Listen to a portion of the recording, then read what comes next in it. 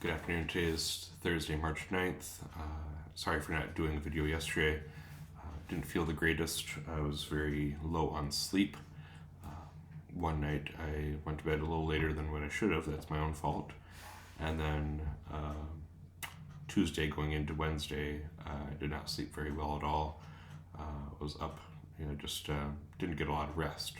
I may have slept, but by no means was I at 100% or even close to it. So this is the second time recording this video because about a minute into the last one, my dog decided to get up and do his little shake, and it distracted me. So we'll start over again.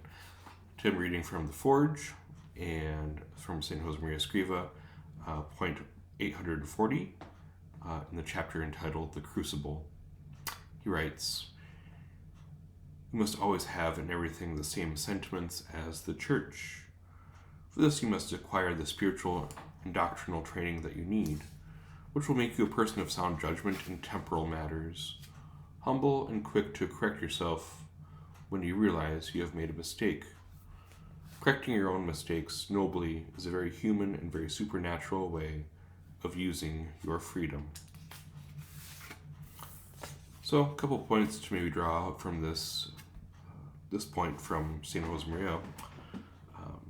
One of the ways that I talk about it sometimes is, do we have the mind of the Church when we're approaching something or thinking about things? What I mean by that is, we take into account 2,000 years of church history, and the Church has lived through different eras, time periods. Right now, at least in the United States, we're seeing the Church maybe not having, I don't know, this sounds negative, but a lot of credibility, partly in part because of the abuse scandal that erupted in the early 2000s, and then again about 4 or 5 years ago, for varying reasons. And so thinking with the mind of the Church has not been very popular, don't want to be associated with something that is has been responsible for a lot of hurt and pain in people's lives. But also what St. Josemaria is getting at is, we as individuals, as a parish community, we need spiritual and doctrinal training. And, that happens in lots of different facets. For example, on Wednesdays, our students gather for religious education. There's more to it than just that. That's a very good thing. But reinforcement is essential. And also spiritual training, I think, is often overlooked. I think we're only trying to gain the head knowledge, and we need that. Don't get me wrong with that. But we also need that spiritual knowledge, that spiritual training that the Church provides.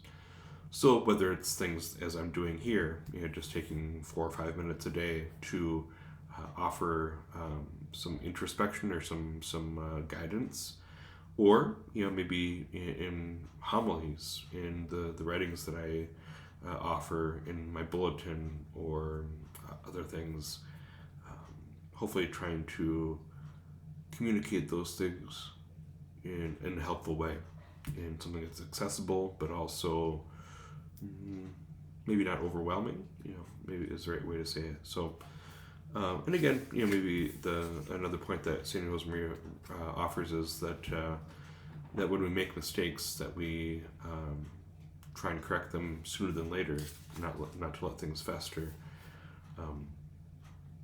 Remember vividly, during my seminary studies, I was talking about a professor with a group of my classmates, and made a remark that was out of place, hurtful, towards that professor. And immediately I said, I shouldn't have said that, I'm sorry. And if we can take that approach, we don't let things fester, we don't let things get too comfortable for us. So again, read that quote from St. Josemaria one last time. You must always have in everything the same sentiments as the church. For this, you must acquire the spiritual and doctrinal training that you need, which will make you a person of sound judgment in temporal matters, humble and quick to correct yourself when you realize you have made a mistake. Correcting your own mistakes nobly is a very human and very supernatural way of using your freedom. May God bless your day.